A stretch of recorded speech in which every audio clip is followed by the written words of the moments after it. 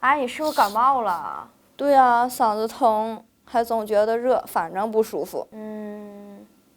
我知道了。阿姨，你干啥呀？吓我一跳。推荐你个小饮品，可能让你缓解不少。